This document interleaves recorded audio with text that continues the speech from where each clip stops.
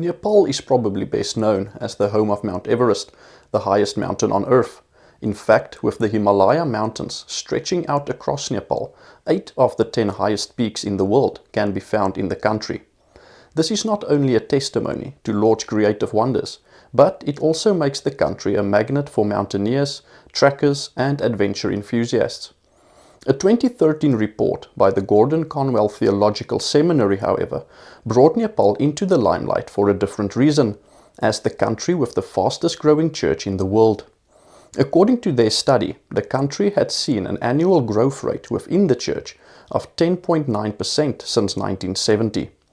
Over the past 12 years, this scenario has changed, however, with a Global Christian Relief article from February 2025 showing that Nepal no longer falls within the top 20 countries in the world where Christianity is growing the fastest. Today, the country has an estimated population of 31 million, with Hinduism being the largest religion, followed by 81.3% of the population.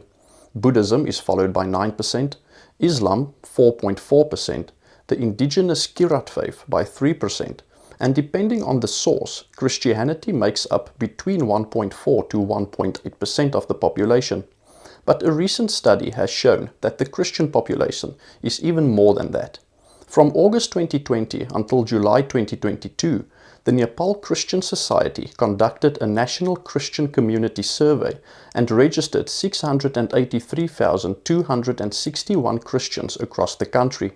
This makes the percentage of Christians an estimated 2.2%. While this is encouraging, and we celebrate the remarkable church growth between 1970 to 2013, it is clear that there is still a lot of work to be done in proclaiming the gospel to every people group in Nepal. With regards to this, the Joshua Project states that the country has a total of 227 people groups, of which 215 are still considered unreached. To help us gain a better understanding of the current state of the church in Nepal, we received feedback from 3 different friends of In Context who serve in Nepal.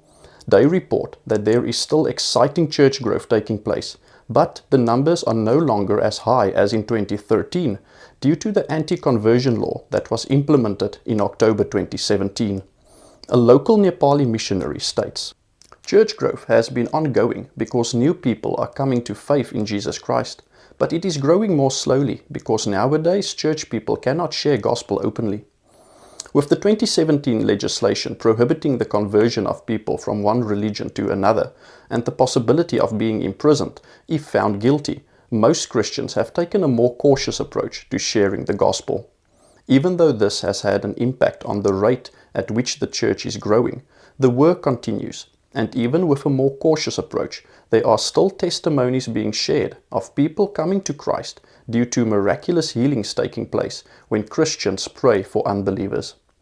One of our friends shared about a business that was established by Christians for the purpose of providing work for prostitutes to give them an alternative income and help them change their lifestyle. This initiative has been so successful that people no longer want to send their family members to work at this business because it has become known that everyone who works there becomes Christian. When asked about the greatest need for Christians in Nepal, all 3 of our friends responded with the need for discipleship. Our Nepali missionary friend said, "The greatest need is giving discipleship training to believers at church to make them strong in faith in Jesus Christ." Another friend stated, "The greatest need is for the church to be properly trained. Church leaders and the church need to be properly trained. There's a big need for men to walk in holiness and godliness before God, men who can handle the word correctly, men who don't run alone but has a biblical eldership, so that churches don't split, and so that when they do church planting, the people are sent out as mature believers into areas to plant churches." Part of the need for proper discipleship is the spread of the prosperity gospel in the country and church leaders being ill-equipped to address it and other false teachings. Together with this, poverty is a major obstacle that the church is dealing with that leads to different challenges. One of these challenges is the splitting of churches. Some believers see the church as an avenue to receive an income. Once they feel they have a proper understanding of the Word of God, they break away from the church and start their own congregation with the hope of making a living this way. Due to Nepal's high poverty rate, many people leave the country in search of work, with an estimated 3.5 million Nepalis working outside the country. The most popular countries include India, Malaysia, Australia, the USA, the UAE, Qatar and Saudi Arabia. This has led to churches closing due to too many people leaving. At the same time, this has caused an epidemic of fatherlessness, with testimonies shared of villages with almost no men left. This father vacuum leads to an imbalance in households and often to marriage problems, ultimately damaging the Christian witness of people. Other challenges for the church include the honor and shame culture, where it is not always easy for people to be open about what they are struggling with.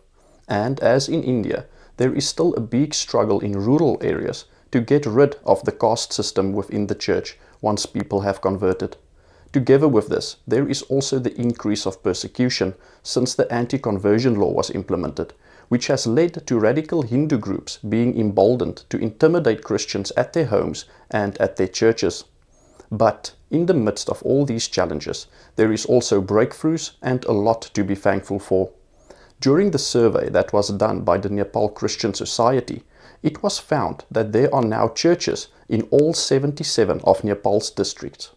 Within the context of reaching the remaining 215 unreached people groups in the country, it is greatly encouraging to know that there are churches in every district of the country to take this process forward. Together with this, there are wonderful testimonies coming to the forefront of believers and congregations growing in maturity.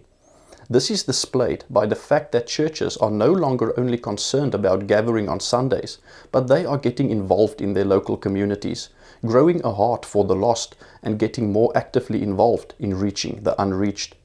There's also great excitement regarding the Nepali diaspora, not only with more people coming to faith in the countries where they go to work, but also in how effectively they share the gospel within the countries and communities where they end up. We can see that even with the poverty in Nepal driving many people from their country in search for work, the Lord has also used this to send many Christian Nepalis to countries like India, Malaysia, the UAE, Qatar and Saudi Arabia to live out their Christian witness within these unreached areas, contributing to the harvest being brought in within these countries. Please join us in prayer for the church in Nepal to continue to invest in discipleship training and to continue to grow in maturity.